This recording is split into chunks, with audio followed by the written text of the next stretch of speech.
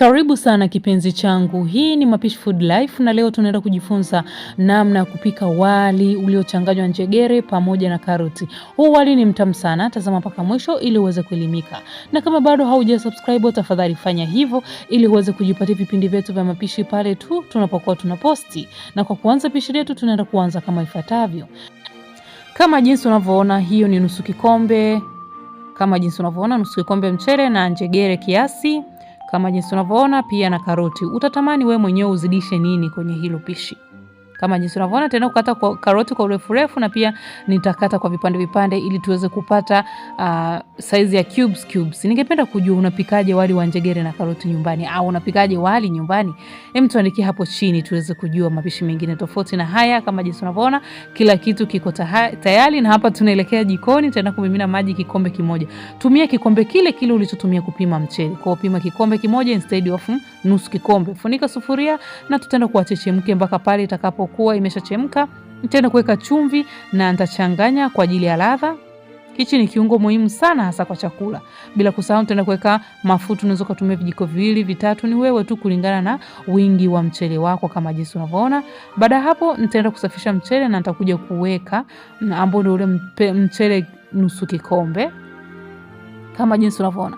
Ningependa kujua unatazama video hii kutoka wapi, mahali gani popote pale duniani. Tuandikie hapo chini jina lako na mahali unakotokea ili tuweze kusambaza upendo kwa kutaja jina na mahali unakotokea katika video nyingine inayofuata. Na upendo wetu wa kwanza unaenda kwa Franki kutoka Mafinga, Iringa. Asante sana Franki. Nitaenda kufunika sufuria na nitapika. Hapo anza kupika kwa moto wa kiasi tu, usipike sana kwa moto mwingi ama moto kidogo. Pika kwa moto kiasi ili mchele wako uweze kufanya nini? Uweze kuiva. Baada hapo nitaenda kuweka zile njegere kumbuka ni mbichi, na pia nitaenda kuweka karoti pia ni mbichi guys. Na hapo tutaanza kupika kwa moto kidogo.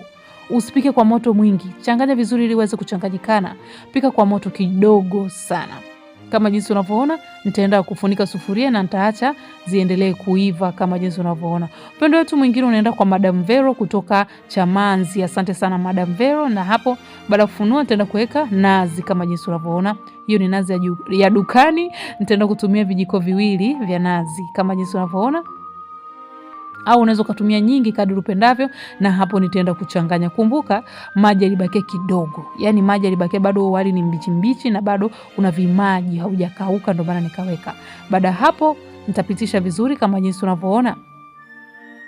Upendo wetu mwingine unatokea kwa Eriki kutoka Kahama. Asante sana Eriki kwa kupenda mapishi yetu na pia asante sana kwa kutufuatilia. Nitaenda kuuseti vizuri kama jinsi unavyoona na hapo nitaenda kufunika sufuria na nitapika kwa moto kidogo sana. Unaelewa kidogo ule moto wa kukausha wali.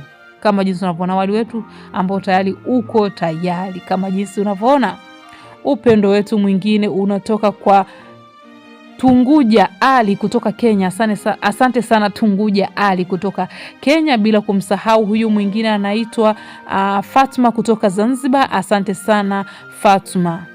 Kama jinsi unavyoona wali uko tayari, wali umechambuka na pia hizo mboga sijui njegere pamoja na karoti zote zimekolea. Huu wali ni wali wa fasta na ni wali ambao unapendwa na kila mtu kwa sababu mtu akitafuna njegere, unajua njegere na ladha fulani hivi wakitafuna kakipasuka kanakuwa kanaleta ladha fulani. Kumbuka pia tumeweka nazi kwa wali unazidi kuwa mtamu na mtamu zaidi, bila kusahau karoti pia inafanya wali unakuwa na ladha tamu zaidi.